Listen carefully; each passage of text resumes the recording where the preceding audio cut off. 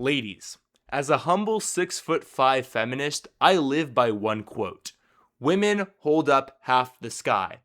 This has rung true. Oh, I'm getting texts. Ladies, ladies, ladies, one at a time. One at a time. I know, I'm single. Speaking of that, being single, look, tomorrow is a special day for me. I'm going to go to the University of California, Irvine for SPOP orientation. That's right, ladies. I'm going to that university. So if you are an attractive woman at UC Irvine, hit me up. The net is open. Make your 3-pointers like Steph Curry. You want me. Like, look, who doesn't want me? Multi-millionaire, 8 inches in thick. What? Multi-millionaire, 8 inches in thick, talented, loving, and caring. That's me. That's me. Regardless, I have to appreciate what women like. And a lot of these women at UC Irvine really love beabadoobee, claro, matcha, leve. I've never listened to beabadoobee. I've never drinking matcha.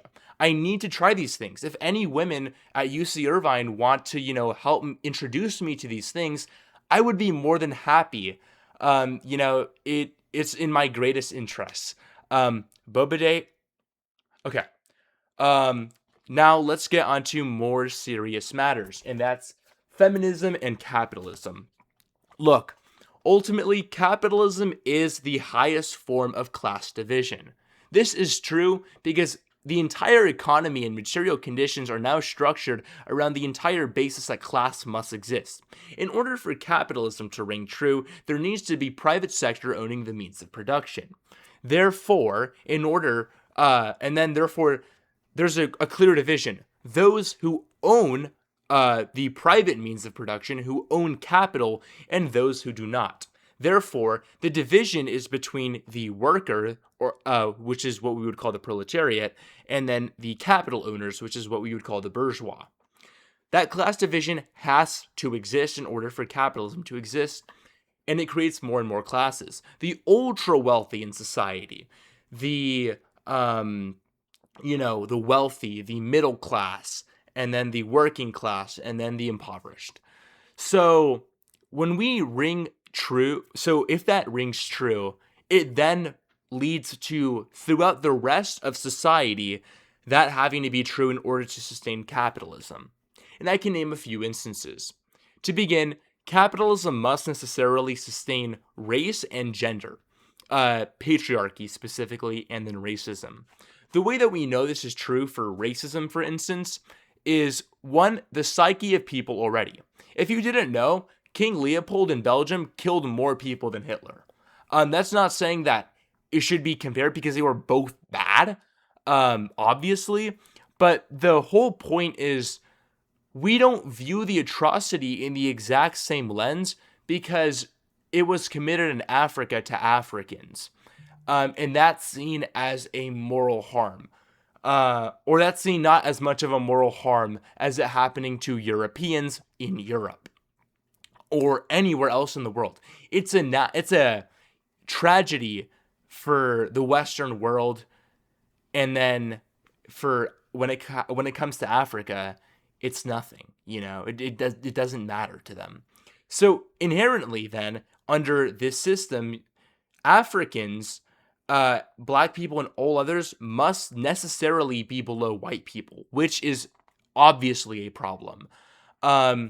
And the reason I say we're going to say how does this link to capitalism, because imperialism and capitalism are linked. In order for imperialism to exist in the first place, Congo, and all these different type of things, the Belgians quite literally needed to exploit the area of its natural resources in order for them to produce wealth. Or else, why would they need to exploit it in the first place if it wasn't for wealth creation, wasn't for creating capital, making the country richer? The way that this sustains with gender itself is the way that women are viewed in capitalist society is simply just a cog in the machine. They are the ones that have to sustain a nuclear family. They're seen as part-time workers, and their main function is to be, who keeps the house running, to sustain new workers so more and more capital can be exploited or so more labor can be exploited in the name of capital, which I feel is the main problem, because especially from a Western lens, in other cultures, like take a lot of Polynesian cultures for instance, it's a matriarchal society. In a lot of these cultures, um, you know, that weren't Western, um, this sort of imbalance that we see between men and women just didn't exist. But in today's hyper capitalist world, because of Western influence, everything has kind of just become what?